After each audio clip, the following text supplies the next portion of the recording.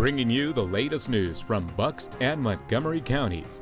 This is the Intelligencer Update with Rachel Kennelly. This Intelligencer Update is brought to you by Doylestown Hospital. Learn more at dh.org. Good afternoon, everyone. I'm Matt Nieder reporting to you from the newsroom with what you need to know about what's going on in our community on this Friday, November 29th. Rachel Kennelly is off today. One of the most notorious unsolved cases in Bucks County history is again under investigation after authorities have discovered new evidence. This month marks the 20th anniversary of the double homicide of Sean Campbell and Brian Benson in Warminster. Both 20-year-olds were stabbed to death in the West Coast video store in which they worked in November of 1993. And while fresh clues have dried up in recent years, the case is once again actively under investigation. While the district attorney's office declined to provide details, they have confirmed that they are pursuing what they call actionable information. Reporter Joe Chevalla has the full story at theintel.com. To the naked eye, Samantha Kiewak looks like a normal 10-year-old girl, but the fifth grader at J.M. Grassi Elementary School has a special heart. When Samantha was just 7 days old, she required emergency surgery for a heart murmur that had been successful fewer than 10 times in the world on an infant so young.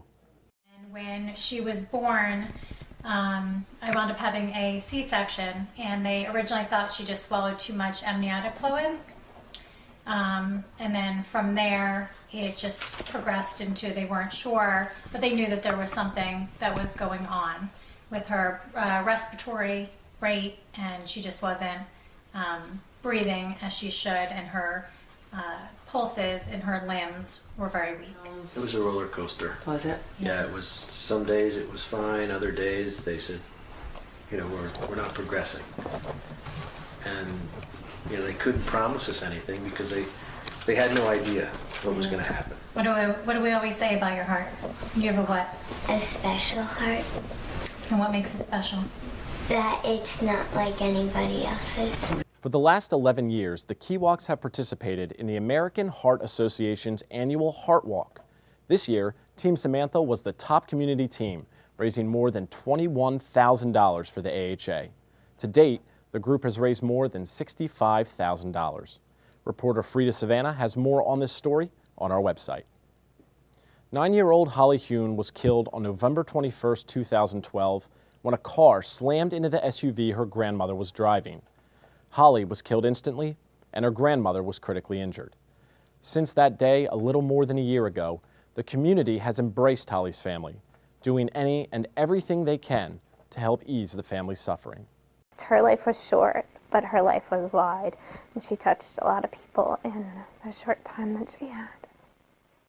So it was November 21st of 2012. Around 6:30 at night, Sue and Holly were coming home from gymnastics class in Warrington. And she was going north on 611, coming past Doylestown Hospital, State Street. And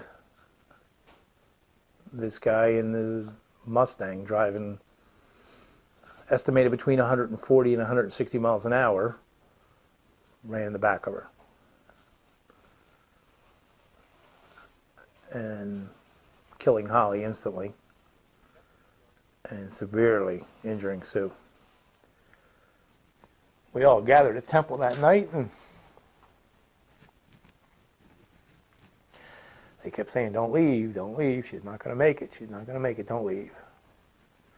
Her heart was pounding so hard, they didn't think her heart could take the pounding for more than the night, but she did. And then what did your OT teach you?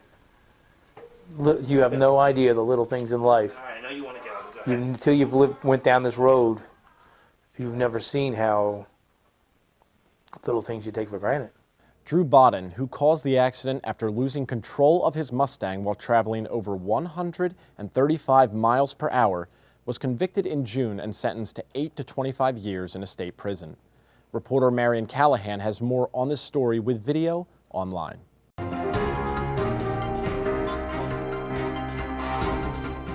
As we look ahead to tonight's district final between North Penn and Neshaminy, we welcome in our very own Kevin Cooney to give us more on what has become a storied rivalry. Kevin, thanks for being here. Thanks, Matt. Well, these two teams certainly know one another by now. Yeah, obviously 6 times in 10 years they have met in the district playoffs, 4 times for the district title.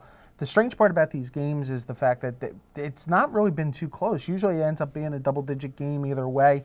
North Penn's dominated the series recently, but I think tonight it's going to probably be closer than that. One of the big keys to the game for both sides is the play of the running back position. For North Penn, it's knife east-west. For Neshaminy, DeAndre Pollard. Yeah, DeAndre Pollard is closing in on Jamar Brittingham's school record. And in the playoffs, he's had 81 carries, 608 yards, 10 touchdowns. You're talking about a guy who's been a workhorse and really been able to generate a lot of offense for them through the year. Knife east-west is a sophomore who's come out of really nowhere this year to be a big factor. He has 70 carries, 528 yards, and 3 touchdowns in 3 district playoff games. Really, both these teams do a good job of taking away the opposition's best threat. So what I expect to see is both teams will focus on Pollard and West, and what you'll have to see happen, the winner will be determined by the team that has a great supplemental play. You know, Denny Lord for Neshaminy, Austin Shearer for North Penn. I think those are the big guys to watch in this game, although the 2 running backs probably will get their yards still. I know what a lot of people probably want me to ask you is, do you have a prediction for tonight? Yeah, I like Neshaminy a little bit because I like their defense a little bit better than that. North Penn's playing really well at this point since that 0-3 start, 10 in a row, but Neshaminy's been the team all year in the district that everybody's kind of thought will win the district. I like them to win tonight. Great. Well, Kevin, thank you, as always, for your insight. No problem, Matt. And reporters Dan Duncan and Drew Markle will have extensive coverage from tonight's game on our website.